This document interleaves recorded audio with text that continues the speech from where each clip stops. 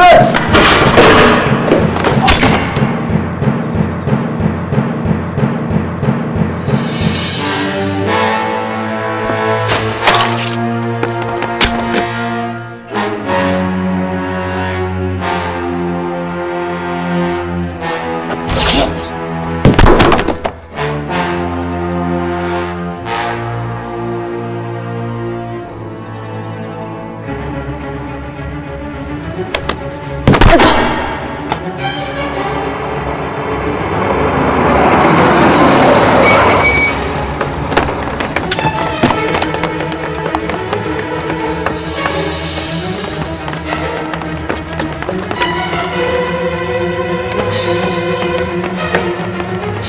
在那边。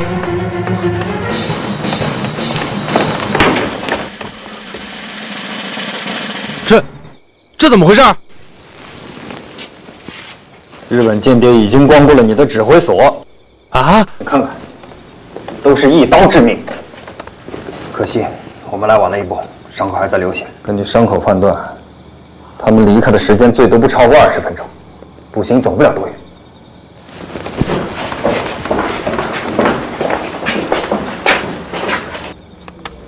他们只能朝着这个方向前进。全体注意，1小组、2小组各乘1辆车，沿着这2条公路前进。第3小组跟我在这个区域搜索前进。是。命令你的部队严密封锁所有通道，不许任何人出入。记住，是任何人。是。快点，跟我封锁所有路口！是。快！报告队长，那边有脚印。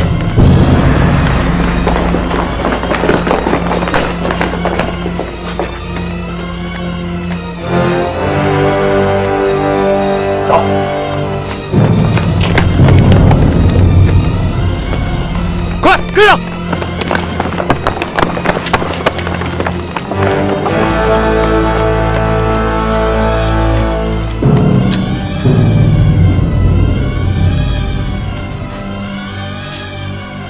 队长，这里有脚印。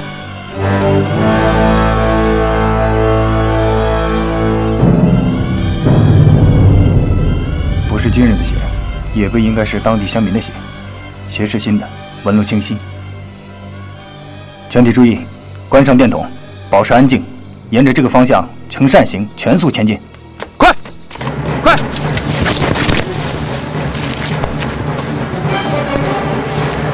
姐，那边有灯光，应该是追我们的车。放心吧，他们在公路上面，应该发现不了我们。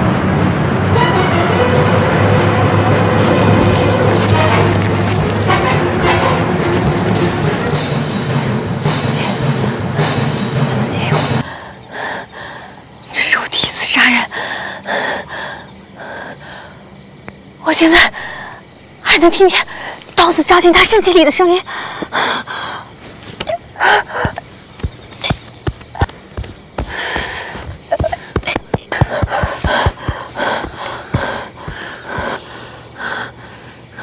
这也是我第一次杀人。你是从背后下手的，至少你没有看清楚他的脸，他的眼睛。 我是面对面杀死对方的。当时屋里很黑，可是他的眼睛特别亮。他的年龄跟我们差不多大，他的眼睛很大很漂亮。姐，别说了。可是你有没有想过，如果我们没有经过特殊的训练，刚才眼睛发亮的就是我们。姐。 我真的不想杀人，我真的不想杀人。刚才听我说，既然我们进了中野学校，就必须喜欢杀人，就像热爱生命一样热爱杀人，这样你才可以活得长久。不，我真的做不到，我永远都不要再杀人。别出声，好像有人。快走，我拦住他们。不走，你必须走。 到指定的点集合。不，我不能扔下你，妈妈还在家里等我们。快走！不，快走！难道你想妈妈同时失去2个女儿吗？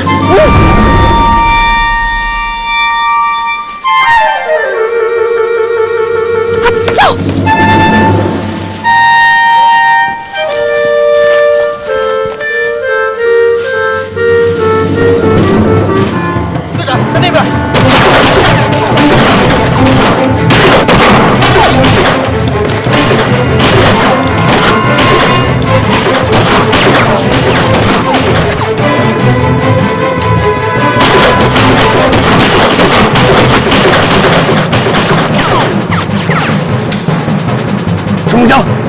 要着火的！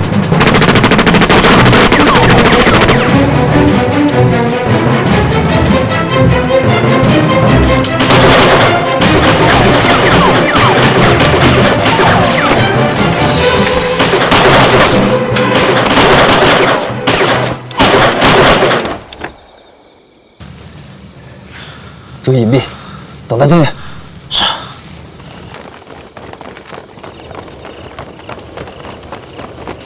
队长，我们这人来了。樊强，让他们过来。是。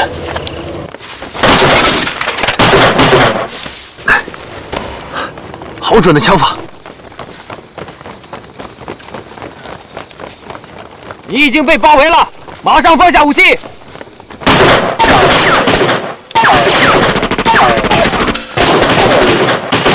火力压制，不要击中目标。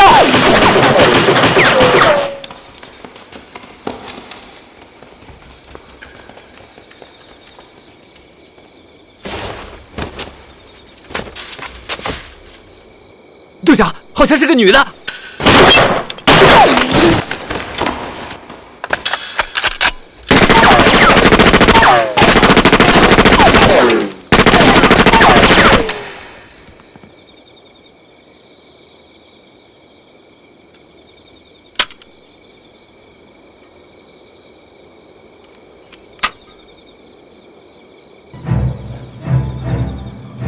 你也应该没有子弹了。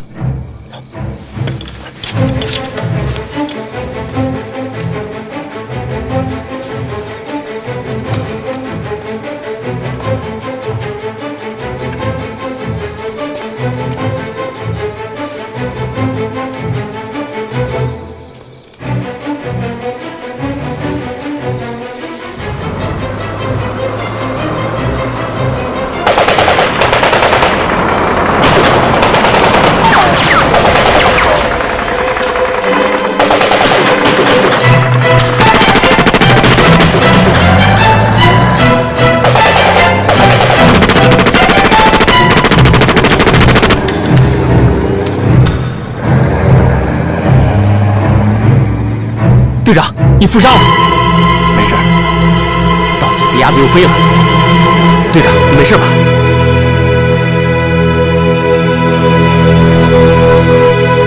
到手的人居然被他们抢走了。属下失职。你和你的手下都是调查局最精锐的力量，连你们都失手了，可见对方不是一般的间谍。是的，他们的火力配备和作战手法都非常厉害。行动也非常迅速。这么说，日本人真的要在杭州湾登陆了？我认为是这样。他们决出最精锐的间谍，其目的就是为了给登陆部队查明我军防务。只让他们从事资料分析工作，绝不会送他们上战场。不错，我是答应过你，可是他们在学习期间的表现实在是太优异了。这次任务已经结束了，为什么还让他们留在中国？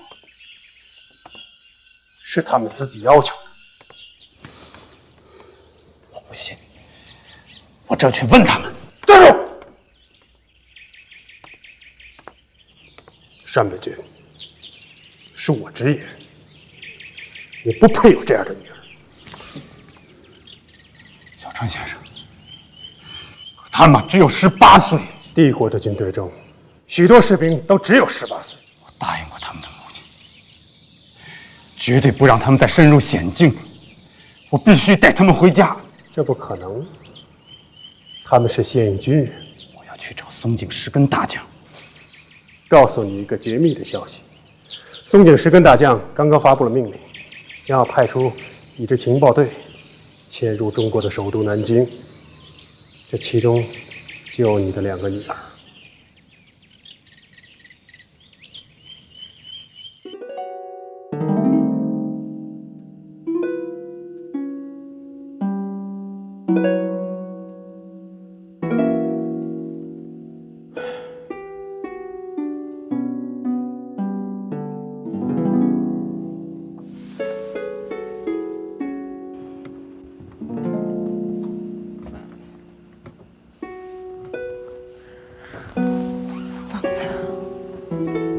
惠子，对不起，我不是个合格的父亲。也不是个合格的丈夫。现在说这些，已经太迟了，太迟了，的确是太迟了。我至今不知道命运为什么会这样安排。我对命运的选择是对还是错？第一次世界大战从1914年8月开始，历时4年，全世界6500万人参战，1000万人死亡，2000万人受伤。而我也正是在1917年的美国普林斯顿大学进行了命运中的第一次选择。那时候我的生命中有这样2位男友，他们既是同学，也是对手。开始吧，我在我的办公室等你们。1个小时之内必须得完成，超过了这个时间，不必来找我了。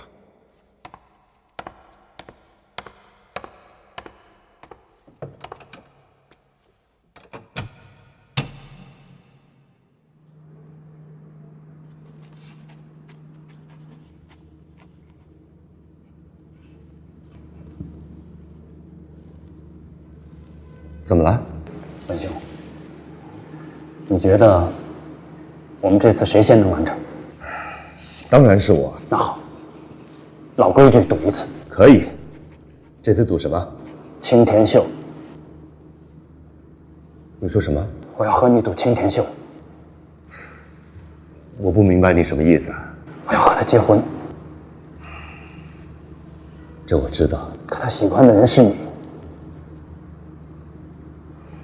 这我不敢肯定。不过，如果真是这样，我也要和他结婚。山本君，先答题吧，时间不多了。文兄，我的时间也不多了。毕业以后我要回日本，要和青田秀一起回日本。可他说他不想回日本啊。只要你放手，他会跟我走的。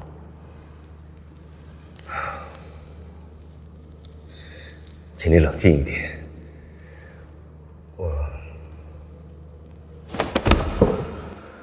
山本兄，你这是干什么？快起来！文兄，我从10岁起就爱上了他，为了和他在一起，我借了很多的钱才能来到美国的。不要再说了，这我都知道。快起来吧！那你为什么还要跟我抢？我们是朋友，好朋友，一起住了4年的好兄弟。山本君，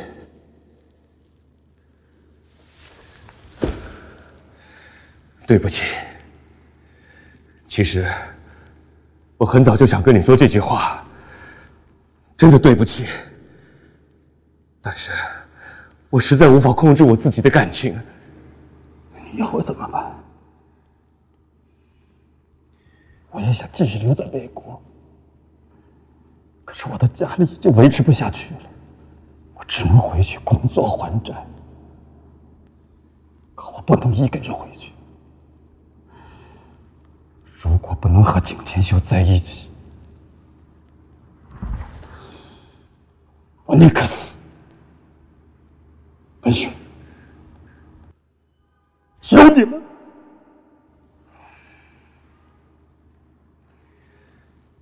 那好吧，山本兄，我答应你，如果这次我输了，我绝不再见青田秀。真的，谢谢你，谢谢你。好了，先别谢太早了，起来起来。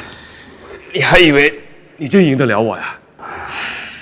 坐下。文兄，过去我们胜负都是均等的，不过这次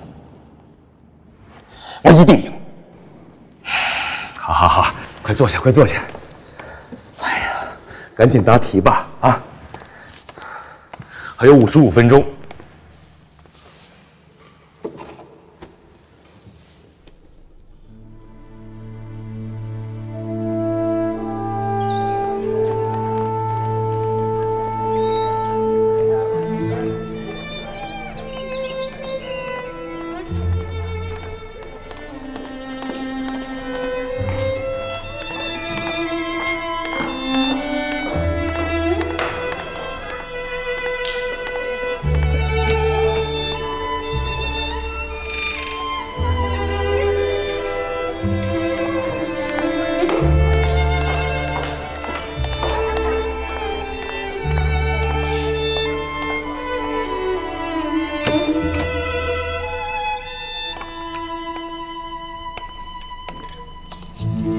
一位小姐交给您的，非常漂亮的小姐。谢谢你。不客气。陈天秀，他找你干什么？不知道，一定是有什么要紧的事情。你要去吗？当然。等等，你不能去，我们在考试。我很快就回来。我有约定，如果你输了，我知道，如果我输了，这将是我最后一次和他见面。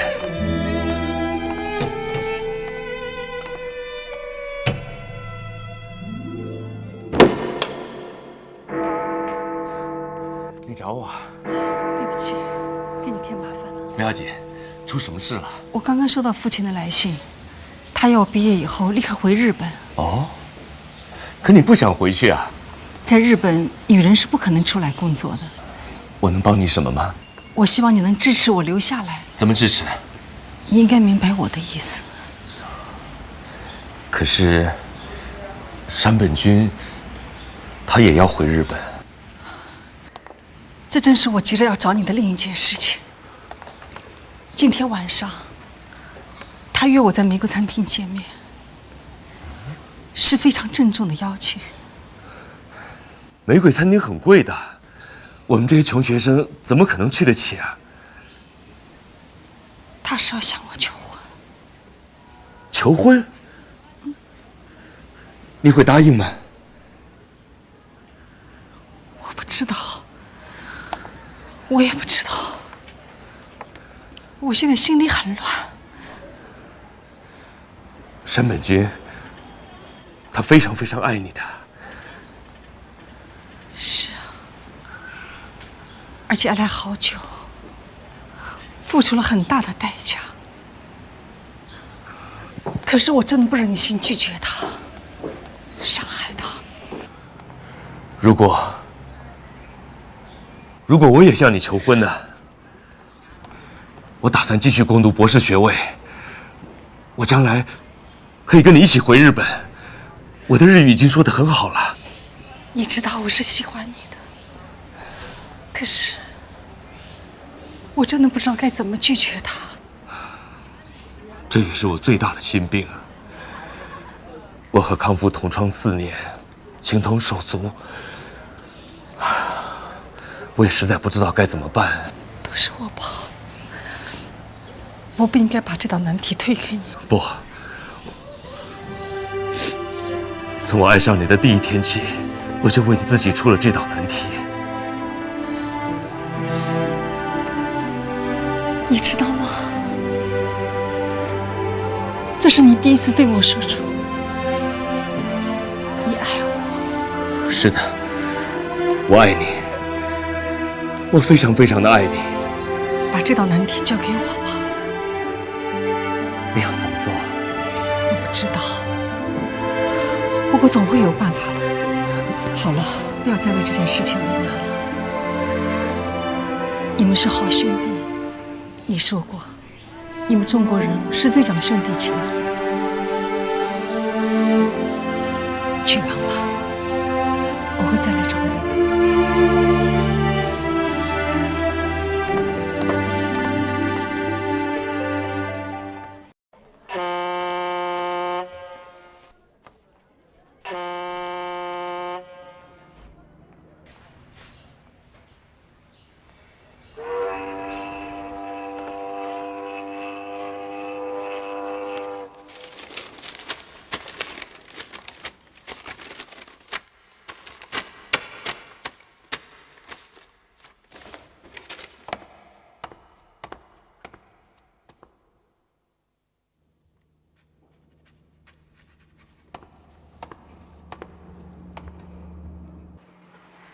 文兄，我在兰斯教授的办公室等你。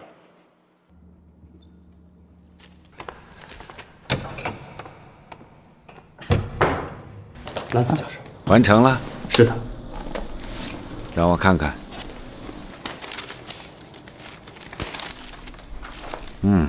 好。结论正确，你没有掉进题目内涵的陷阱，而且你只用了42分钟啊！在我所有的接受测试的学生里面，你用的时间最短啊。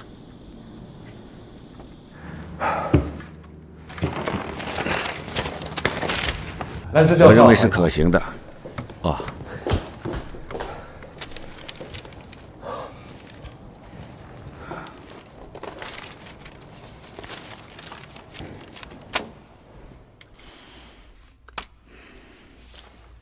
恭喜你，在规定的时间内，你交出了正确的答案，尽管用了57分钟。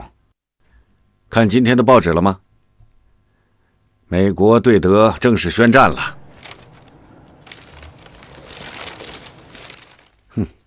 这是个很有意思的巧合。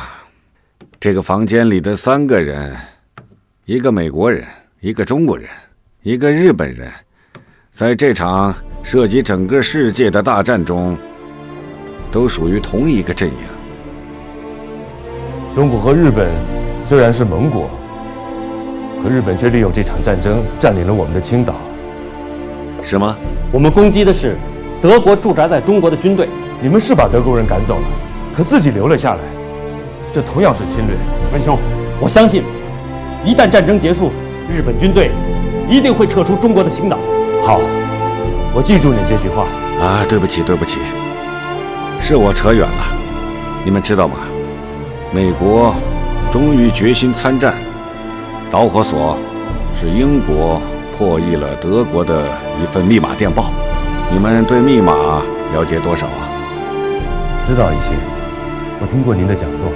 我今天请你们到这儿来，就是要正式邀请你们参加一个新组建的小组。可是我已经选择了专业和导师了。按照你们平时的成绩和今天测验的结果，如果你们同意的话，你们可以直接做我的博士生，免于考试。真的？明天就可以办理正式的手续。对不起，我不能同意。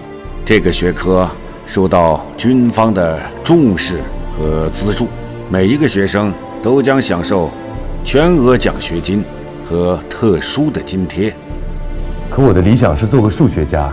我也是个数学家，但是在密码的世界里，我发现了一个更大的乐趣。这个可以理解为是一个数学家和另一个数学家的较量和决斗。我认为这比单纯的数学研究更刺激，更有挑战性。但是有一点，也是最重要的一点，密码对于一个国家的政治和军事上的安全，正起着越来越重要的作用。不管你是数学家，还是天文学家，但你首先是一个国家的公民。兰斯教授，科学无国界。不错，但是每个科学家都有自己的祖国，都应该关心祖国的安全和强大。兰斯教授，我需要时间考虑。应该的，但是要快。如果你们拒绝的话，我要考虑其他人选。我明白，我明天给您答复。很好，那我就明天下午这个时间在这里等你们。但是如果你们没来，我会很惋惜，我会非常非常惋惜。我觉得兰斯教授说的很有道理。我的祖国现在需要的正是这种安全和强大。可话说回来，强大和安全本来就是一回事。国家强大了，自然没人敢欺负你。难道强大了就很安全吗？德国也很强大，但他强大了就欺负人，结果触犯了众怒，连美国都参战了。你说，难道德国现在安全吗？你说的很有道理，但愿日本不要重犯德国同样的错误。坦白说，我是日本公民，但我讨厌一切战争，讨厌一切和战争有关的事情。我也很想说这种话，但有一个前提，就是我的祖国不再受任何人欺负，包括日本。文兄，你操心的事情太远也太多了。如果我是你，眼下最关心的应该是如何履行自己的诺言。是，我承认我输了。也就是说，从现在起，你不能再见青田秀了。当然了，我们的约定只是一个私下的赌注，没有任何约束力。你可以装作什么事情都没有发生，除了失去我的尊重。其实我的尊重又算得了什么？毕业以后我就回国，一个人默默的离开，今生今世不再见面。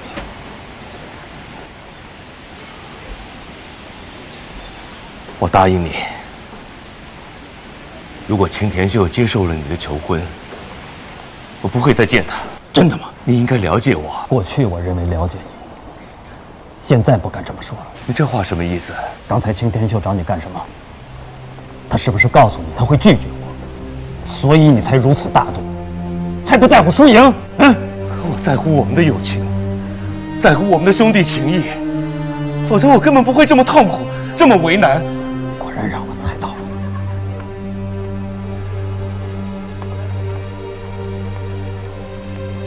康夫，不，你没有猜对。最痛苦、最为难的是他，是青田秀。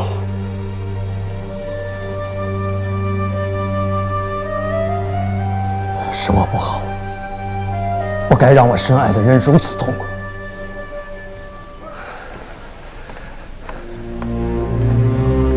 康夫，我们换个地方谈谈，总会有办法的。不必了，现在说什么都太晚了。该来的就让他来吧。还有3个小时，决定我命运的时刻就到了。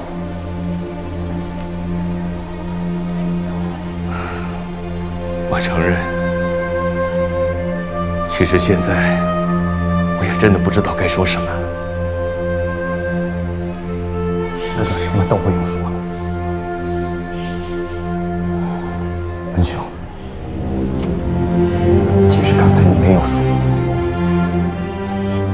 你用的时间比我长了15分钟。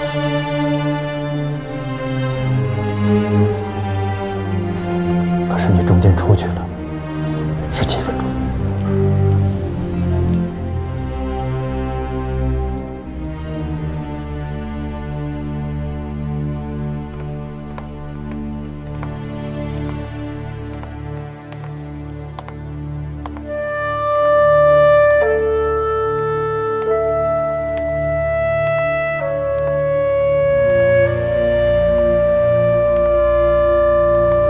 我们进去吧。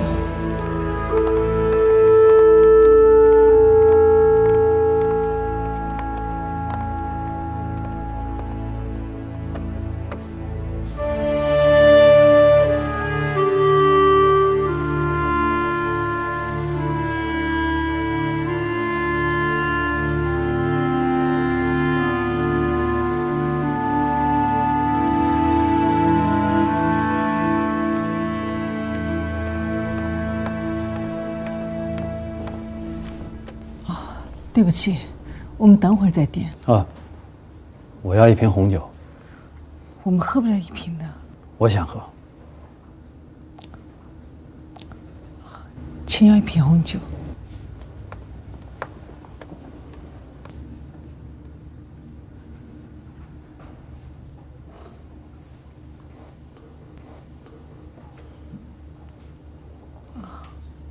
好漂亮的玫瑰花。是给我的吗？你想要吗？当然想。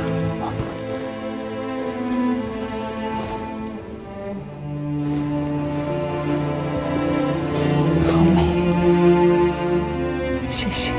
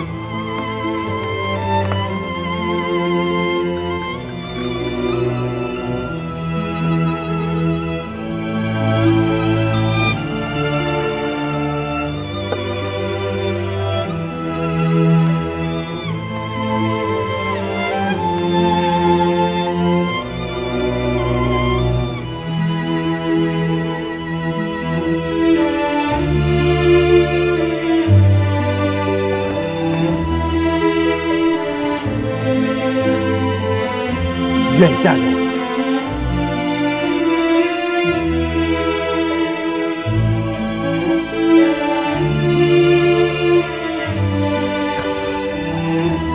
嫁给我吧，我们回日本就结婚。可是我不想回日本。没关系，你去哪我都跟你去，我会爱你一辈子，照顾你一辈子的。这是我完全没有想到的局面。整个餐厅里的空气都凝固了，所有的声音都在一瞬间消失了，所有的目光都注视着我们俩。我们被包围了，在精神上和肉体上都无处可藏，无路可逃。窗外是望眼欲穿的门卫军，面前是在希望和绝望里挣扎的山本康夫。我该怎么办？脑子里是一片空白。我不能接受这求婚，我的本意是拒绝的。可是山本康夫的目光是那么渴求，又是那么黯淡。如果我在这种情况下拒绝他，他会怎么办？我可以肯定他会当场崩溃，他会去死。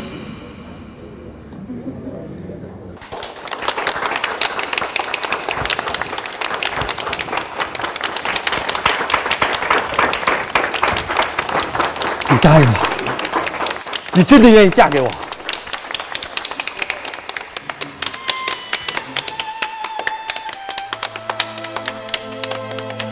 谢谢，谢谢。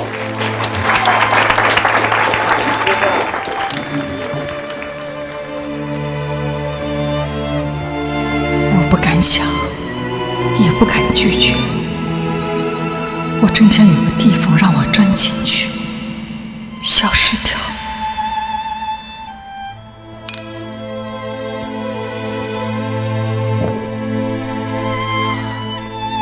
大舅，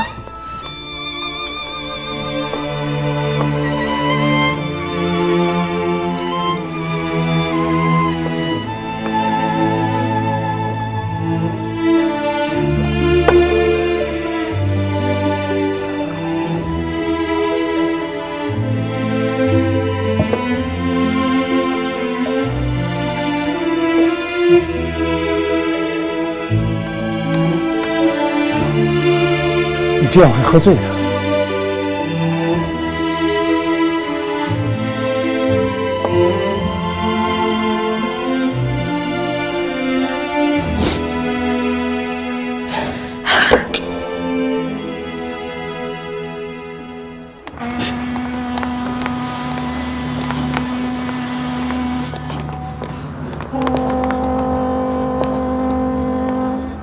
慢点。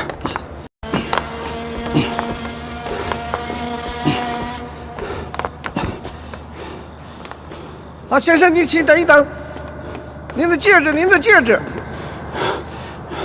Thank you。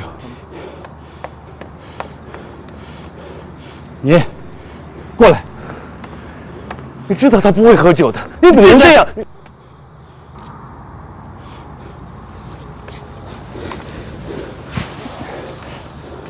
你送他回家。我？为什么？从现在起，他是你的了。你什么意思啊？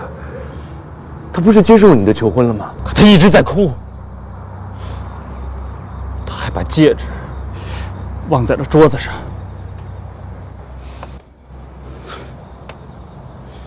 多好的女人，可惜我没这个福气。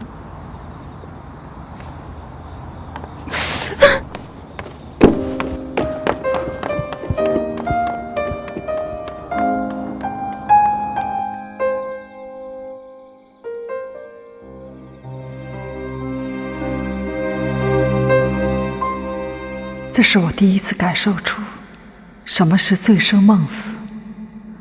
康夫绝望了。当天晚上，他把自己锁在屋子里，一言不发，谁也不开门。凌晨，他悄悄来到了宿舍的屋顶，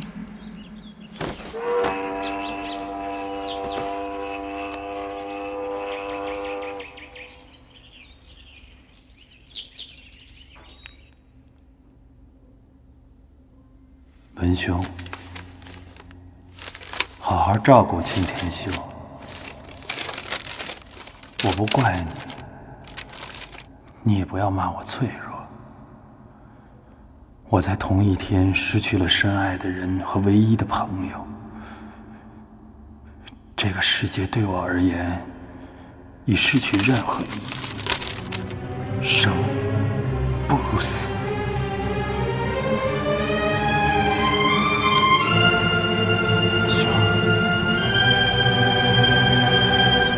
来世再见。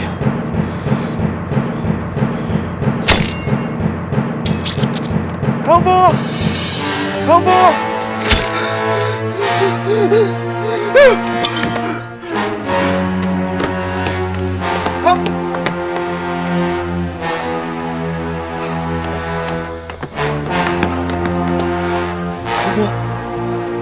康夫！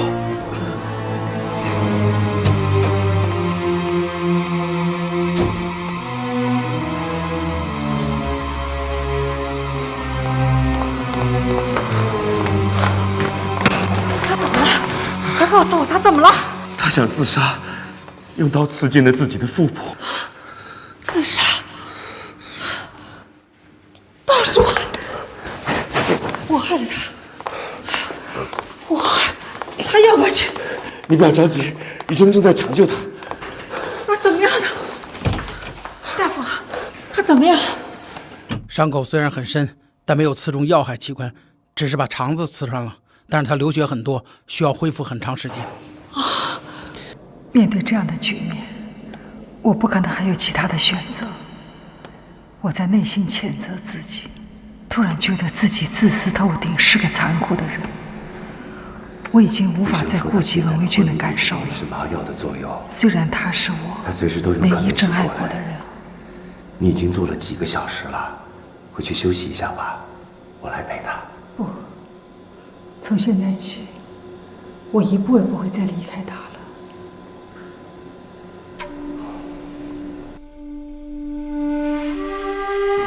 是我不好，一切都是我造成的。我早就知道康夫的感情，可是我却一直不敢正视，一直在逃避。我也知道，你们是最好的朋友，我应该想到。我选择你，对他是多大的打击！可是我最不应该的是，我居然在他跟我求婚的时候，我喝醉了，还忘了拿戒指。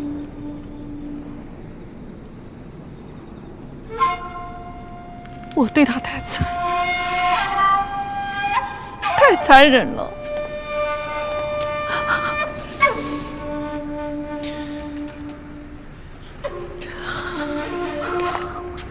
我是个自私的坏女人，我不该接受你的感情，我应该受到惩罚。不，要接受惩罚的应该是我，是我不配拥有你的感情。不，你不要这么说。我承认，我现在依然非常的爱你，可是我实在是无法想象。我怎么和你生活在一起？康夫他就像一个十字架，会永远搁在我们中间，永远压得我喘不过气。我知道，我也是这么想的。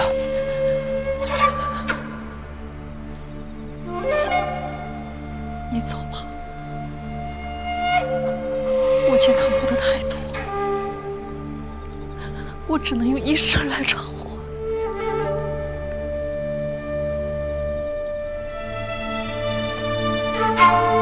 行，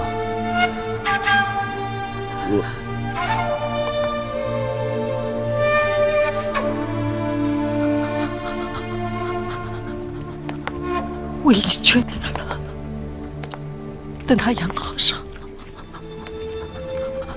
我们一起回日本。我会做个好妻子，好好照顾他一辈子。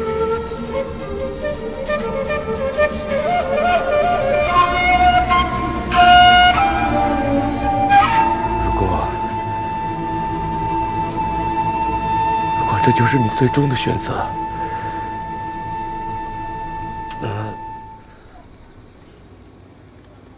我只有尊重你的选择。我是该走了。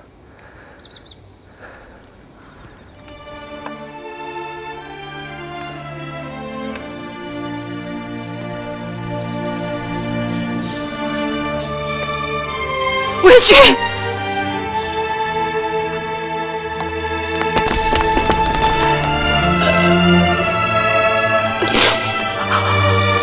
你不要恨我，不要恨我，我真的是别无选择。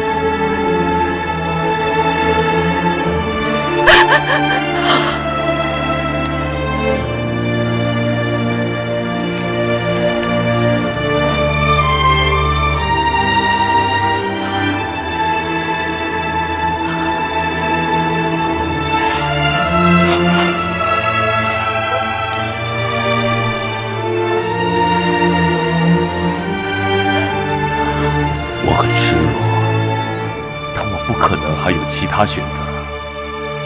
爱情失去了，我不能再失去我的事业。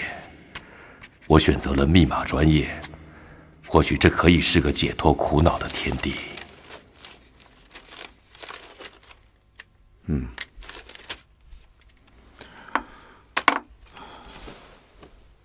祝贺你，成为我们研究小组的第1名成员。谢谢你，兰斯教授。可惜我最好的朋友不能跟我在一起，是很可惜。根据我的观察，他的解题的思路很大胆，有想象力，本来就可以成为一个非常出色的密码编制专家的。那我呢？你们俩在很多方面都是很相像的，但是你比他更细心，你的思路更严密，思维更敏捷。谢谢教授。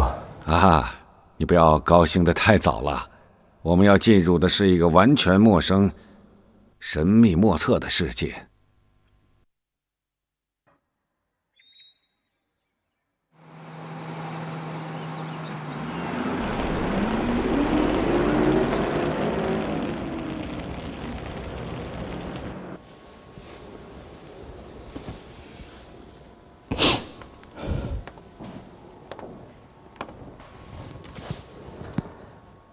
你哭了，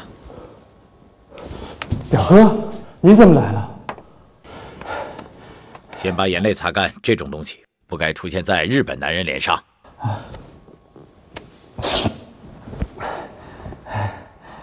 表哥，真的是你吗？我不是在做梦吧？我是来美国考察的，特意绕道过来看一看你。啊，你怎么知道我在医院啊？我到学院去过。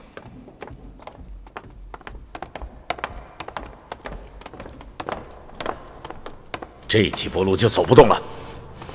没关系，前面就是我的教室。表哥，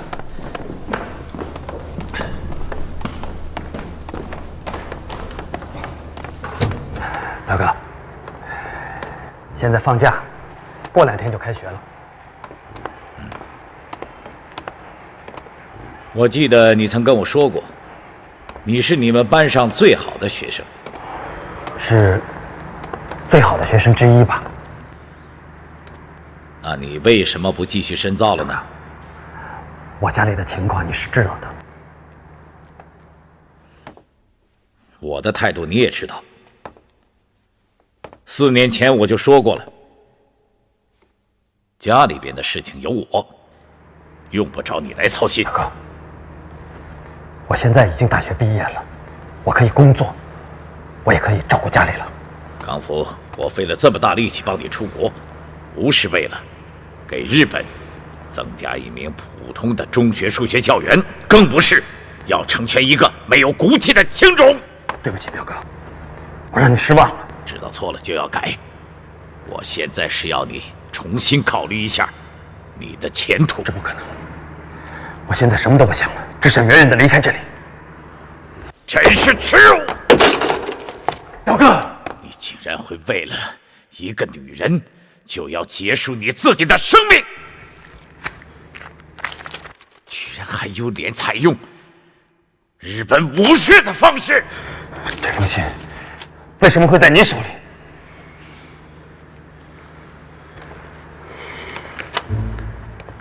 我见到了你的那位同学文卫军，他都跟你说了些什么？他希望我能劝说你留下，能够和他一起攻读密码专业。这不可能，我已经当面拒绝了兰斯教授。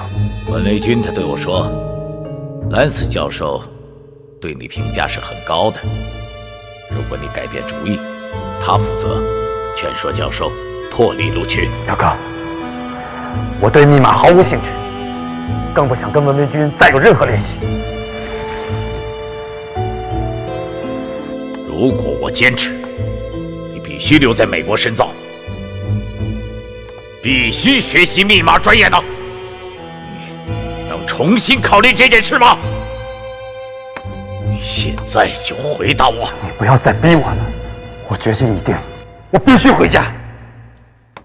你给我听好了，我的决心也已经定了。大日本帝国现在最急需的就是自己的密码专家。我要连夜赶回华盛顿，向海军部长报告。报告一旦被批准，而且肯定会被批准的，你将成为国家派遣的留学生，并且得到军部的大力资助。所有的这一切，你该明白，对你和你的全家意味着什么。知道青田秀为什么不喜欢你吗？青田秀的父亲青田直是日本著名的议员，他所办的报纸在日本也非常有名。以你现在的身份和现在的地位，你凭什么和人家联姻呢？如果你能够成为密码学博士，你将成为帝国最宝贵的财富，成为山本家的骄傲。青田秀能成为你的妻子，那将是他的荣幸。真的会这样吗？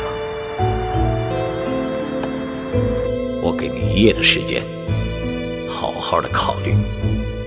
明天上午我将赶回来，和你一起去见兰斯教授。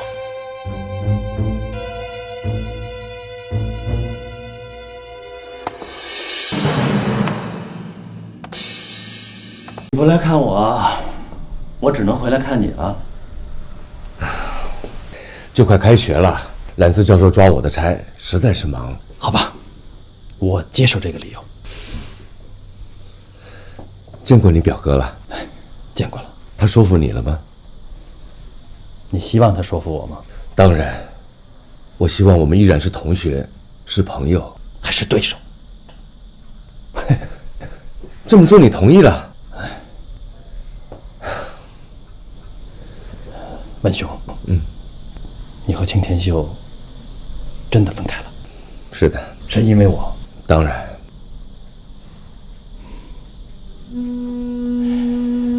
如果我选择留下，我会再次向他求婚。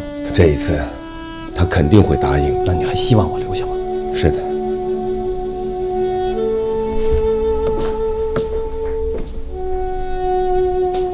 你说的是真心话？他的决心已定。如果你回日本，他一定会跟你走。如果你决定留下，那至少几年之内，我还能看见他。说实话，我很难理解你的做法。如果你爱一个女人，你就应该去。对什么人，我都会尊重对方的选择。如果是我就会独自一个人回日本。既然我选择留下，我就一定要和他在一起，即使他心里爱的是你。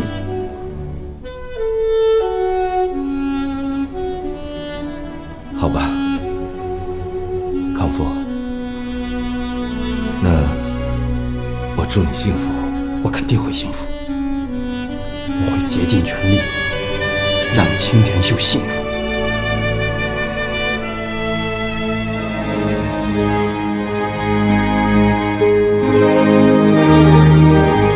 山本56的影响下，康夫就这样留在美国，并选择了密码专业。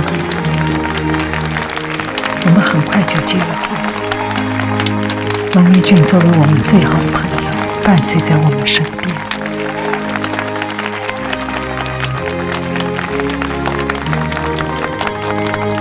时间过得真快，文维俊和康夫完成了博士学业，我也生了惠子和芳子。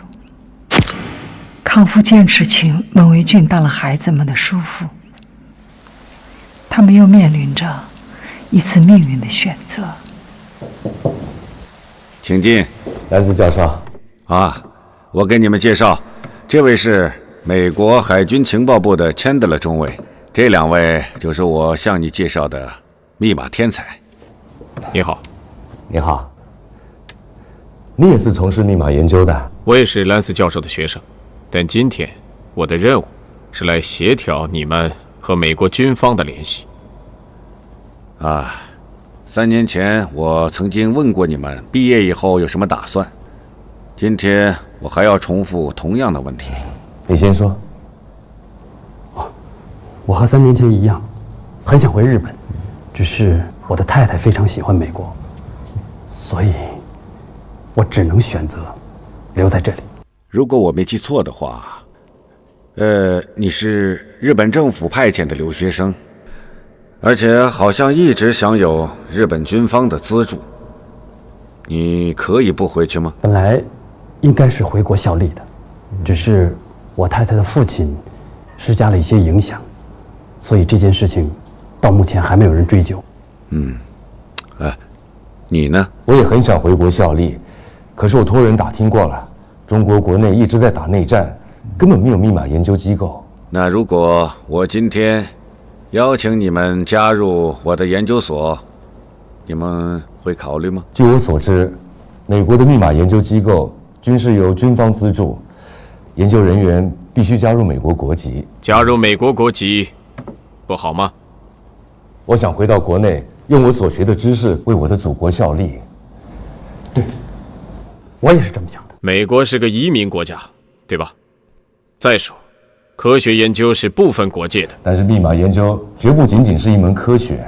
我已经和军方达成协议，作为研究室的客座研究人员，你们可以保留自己的国籍。真的可以这样？这也是迫不得已啊！我太需要你们的智慧了。我们也是没有办法。现在美国军方非常需要你们这种研究人员。那你们现在可以答复我吗？谢谢教授，我愿意留下。哎呀，太好了，太好了。我必须回去跟我的太太商量一下。看来你非常爱你的妻子。几分钟的谈话，你已经提到她好多次了。是的，我非常爱她，而且我尊重她的选择。你到底想怎么样？是这样的，我认为加入兰斯教授的工作室，应该算是个折中方案。一来你们可以继续留在美国，二来康夫的表哥对海军部也有个交代。欧美在密码方面领先日本太多了，康夫继续留在美国学习，对日本也有好处啊。我承认你说的有道理，但是我希望我的丈夫是个数学家。我有个主意。你快说。你可以在参加研究室工作的同时攻读你的数学学位。这可能吗？我想问题不大，我可以尽量分担你在研究室的工作，让你把主要的精力放在数学上。如果真能这样的话，生物问题也解决了。那3年以后还是要面对同样的问题。放心吧，康夫只要拿到了数学博士学位，肯定会留在大学任教。到时候他的表哥自然不好再说什么了。文兄，太谢谢你了。转眼之间，已经是1923年了。我在美国已经工作了3年，兰斯教授的密码研究所将要并入美国陆军部，我又面临着选择：要继续留下来，就必须加入美国国籍。我非常犹豫。这年夏天，我在普林斯顿大学碰到了几位新朋友，他们带给我许多新的信息。对。对不起，请问各位是从中国来的吗？是啊，是啊。你们好，我是普林斯顿大学的博士生，我叫文维军。你好，我是西点军校4年级的林中强，这是我同学毛祖和。你好，你好，我叫陈克，医学博士。你好，来来来，幸会。坐。请问你们是到这儿来有事吗？我们是学校要毕业了，出来四处走走。文兄学的是什么专业？我学的是密码专业，就是拍电报用的密码。是的。这个东西也要博士来研究啊。啊，你可能不知道，密码的编制和密码的破译正在形成一门越来越复杂的学问。据我所知啊，现在世界上军事强国都在加强对密码的研究呢。是的，可惜中国现在还没有。哎，如果你回去了，不就有了吗？是啊。可是我听说国内还在军阀混战。都是为了一己之私，根本不顾百姓的死活。我们回去就是要去投奔孙先生所领导的国民革命军的。我有个远方叔叔叫蒋介石，就在孙文先生身边工作。我们回去找他吧。是啊，文兄，不如跟咱们一块儿回去。中国一定会拥有一支最强大的军队，也应该拥有最高水准的密码啊。这我得想想。我离开中国的时间太长了，对国内的一切也太陌生了。哎，文兄，康夫，可找到你了。我表哥来了，他急着见你呢。你来的正好，我给你介绍几位朋友。慢慢吃，现在吃吧。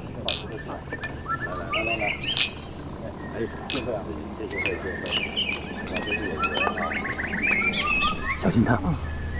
你跟表哥谈了吗？还没有。要不我去跟他说好了。不，还是等吃完饭以后我跟他说吧。好。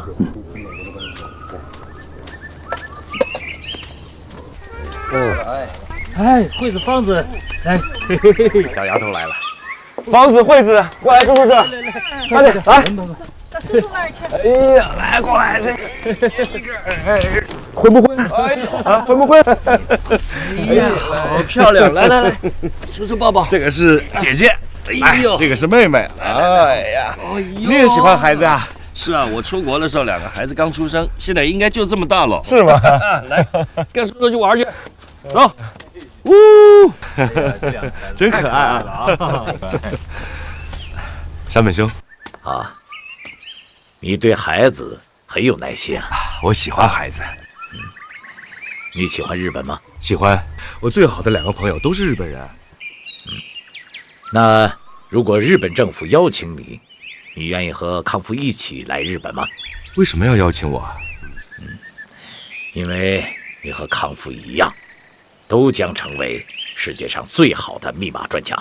你们将享有最好的接待，拥有最好的工作环境和工作条件。对不起，这对我太突然了。没关系，你可以慢慢考虑。这份邀请将对你永远有效。谢谢你。康夫知道吗？这是我要跟你商量的另外一件事。我们去屋里谈。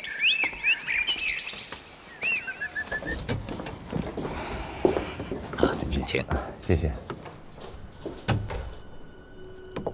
我要跟你商量一下康夫的事情。康夫怎么了？他辜负了祖国对他的期望。3年前擅自改变专业，现在居然又留校任教。他都跟你说了？他还没这个胆量，但是对康夫这样的重要人才，日本政府一定要严密监控，绝不会听之任之、放任自流的。你们一直在监视他？军部3年前就要强迫他回国，但是青田秀的父亲一直在为他活动，这件事情才拖到了今天。你们还是想让他回去？他必须回去。可他现在的专业是数学，他的兴趣也只有数学。我知道，所以我才请你帮忙。我能帮什么忙？帮我劝他回日本。对不起，这我做不到。你很爱青田秀。你什么意思？你们的过去我都知道。这跟你有什么关系？这件事跟我无关，但跟青田秀关系重大。我不明白。青田秀的父亲是日本很有影响的议员，我知道，但是他与日本军部的矛盾很深呐。他反对战争，反对日本向外扩张，军部的少壮派一直视他为眼中钉，但是又抓不住他的把柄。他唯一的破绽就是康夫。如果康夫真的留在美国，军部的人一定会更加恼怒，还会大做文章，甚至会……不会吧？他可是个很有影响的议员。我是个职业军人，不喜欢鸡鸣狗盗的，但我深知日本情报部门办事的风格。如果你真拿康夫当朋友，真的关心青田秀，我希望你能和我一起劝说他们回日本。我可以劝说军部的人做一些让步。如果康夫坚决不肯去情报部门，可以先去东京大学数学系。真的能这样啊？只要康夫回到日本，在大学教书，那也是为国效力，那军部的人就没有办法了。这些话，你为什么要对我说？你可以直接跟康夫说呀。我刚才跟你说的这些话，千万不要告诉康夫。为什么？康夫一定会告诉青田秀。青田秀的脾气和观点跟他的父亲一样，绝不肯妥协和让步，势必长久留在美国。如果青田秀知道他的父亲有危险，他应该会让步的。你错了，如果让他们知道真相，他们一定会在报纸上披露此事的，酿成更大的风波。但是这样做的结果只会更加严重。我明白你的意思，可是我怎么可能劝他们回国呢？这就是我来找你谈的目的。你将接到东京帝国大学的邀请，前往日本考察，全部费用当然由日本政府支付。与此同时，我希望你能劝说康夫跟你一同前往。康夫会答应吗？肯定会的。其实康夫一直很想回日本，关键是青田秀。但只要你去，青田秀也一定会去的。为什么？这还用我说吗？这个女人虽然她嫁给了我的表弟，但她的心一直留在你的身上。如果你真爱这个女人，你应该知道该怎么做。那我试试看。不要紧，你还有3天的时间。表哥，文君，你们在这儿干嘛呢？啊，随便聊聊。晚饭好了，出去吃饭吧。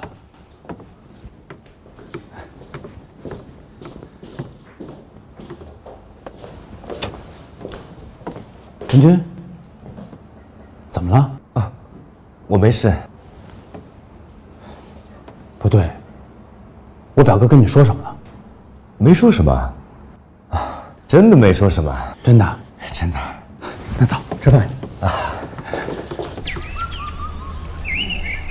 来，欢迎远道而来的表哥，还有新认识的朋友们。我到美国9年了，我最好的朋友就是中国的文雄，所以我很喜欢中国，也非常熟悉中国。来，哎。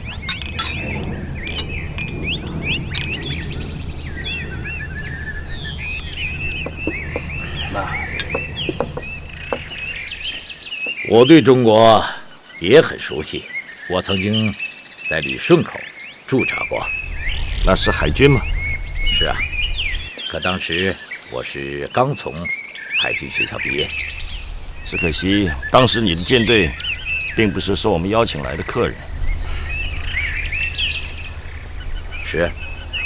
是很可惜。你们一直都没能拥有旅顺口的管理权。旅顺口是我们日本海军从俄国人手里夺来的。照你这么说，中国的领土跟权力就像食物一样，你们谁抢到了就是谁的。这简直是强盗逻辑。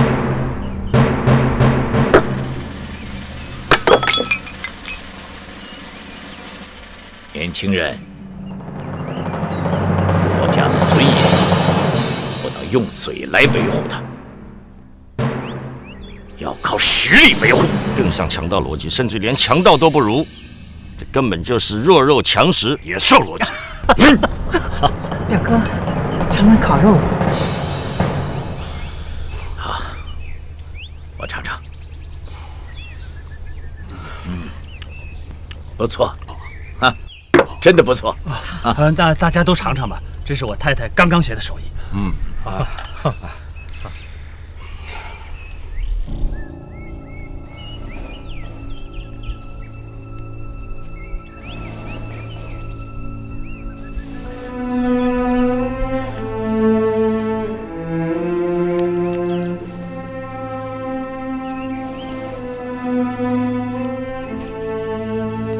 你会成为一名伟大的军人。谢谢。中国的军队里，如果能有100个项羽这样的将领，那我将尽量避免和你们成为对手。谢谢。我对你所知也不多，但是我的直觉告诉我，你也是名纯粹的军人，将会成为一名最可怕的对手。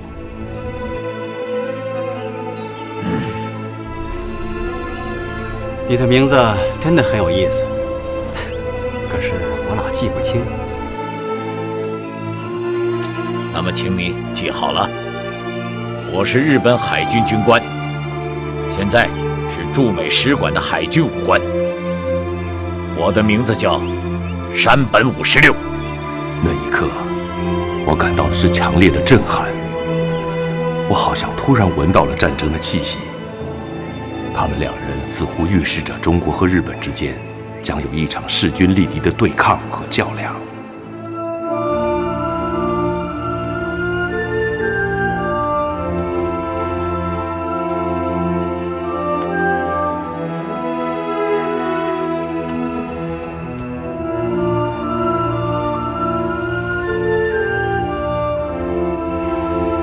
怎么，中强兄也睡不着？你怎么知道是我呀？要是别人早就开口说话了。你呀，善于观察。可是我越观察，越觉得你是个谜。为什么？看起来好像心事很多，又好像把每件事都能看得很透。我一直在想，那个山本56，身为一个年轻的军官，他居然能那么嚣张，那么骄横。这跟日本的实力是分不开的。大战之后啊，日本的迅速地成为一个军事强国，尤其是海军，实力已经快赶上英美了。我们能做些什么，让国家强盛起来呢？我离开的时间越久，心中的那把火烧得就越烈。中国呀，什么时候能够不再被人欺负？什么时候能够成为一个世界强国？从来就没有什么救世主，也没有神仙皇帝。要创造人类的幸福，全靠我们自己。这话说得好啊！这不是我说的话，这是一首歌的歌词，叫《国际歌》。好了，就送到这儿吧。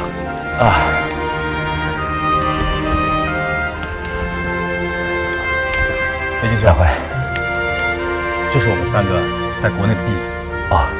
你回国之后一定要来找我们。一定，你们多保重。好，再见。再见。